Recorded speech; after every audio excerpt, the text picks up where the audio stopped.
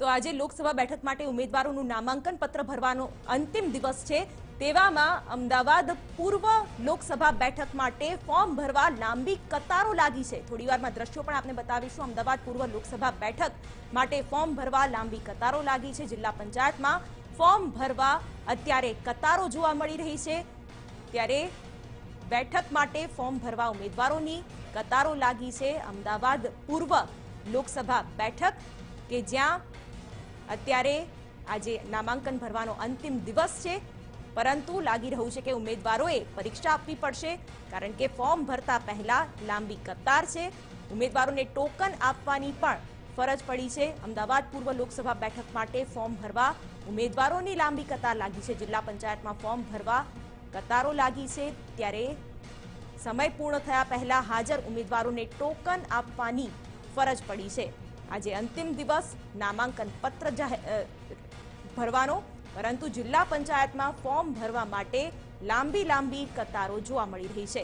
સમય પૂર્ણ થયા પહેલા હાજર ઉમેદવારોને ટોકન આપવાની પણ ફરજ પડી છે। અમદાવાદ પૂર્વ લોકસભા બેઠક માટે ઉમેદવારોની લાંબી કતારો છે। ફોર્મ ભરવા માટે જિલ્લા પંચાયતમાં ફોર્મ ભરવા કતારો લાગી છે।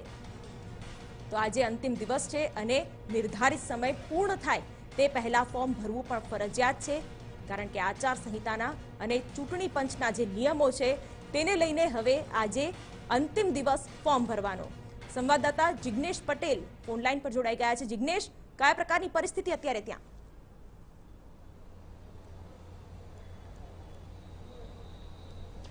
શિવાની, જિલ્લા પંચાયતની ઓફિસ પર અમે છીએ કે જ્યાં અમદાવાદ પૂર્વ બેઠક પર ઉમેદવારો ફોર્મ ભરી રહ્યા છે।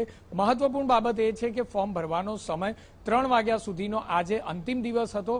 3 વાગ્યા સુધીનો સમય હતો, માટે ઉમેદવારો આખરી સમયમાં ઉમેદવારી પત્ર ભરવા માટે હોડ લાગી હતી।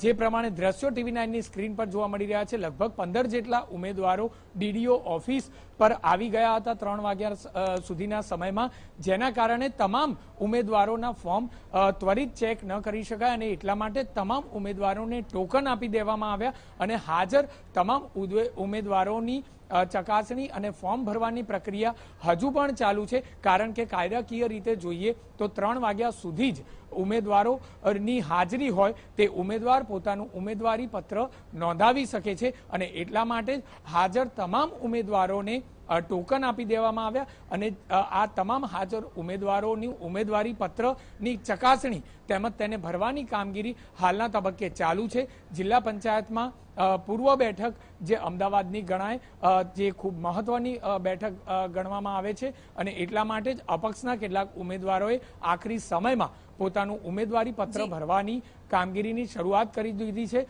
જે અચાનક જ જે ભીડ આવી હતી તે ભીડને ધ્યાન પર રાખીને ડીડીઓ દ્વારા નિર્ણય લેવામાં આવ્યો કે તમામ હાજર ઉમેદવારોને ટોકન આપી દેવામાં આવે અને ત્યારબાદ કોઈને પણ અંદર પ્રવેશ આપવામાં ન આવે। આ પ્રકારની પ્રક્રિયા કરાતા હવે કોઈ પણ ઉમેદવારને જે ડીડીઓની ઓફિસ છે ત્યાં કોઈ પણ પ્રકારે તેઓને પ્રવેશ આપવામાં આવતો નથી।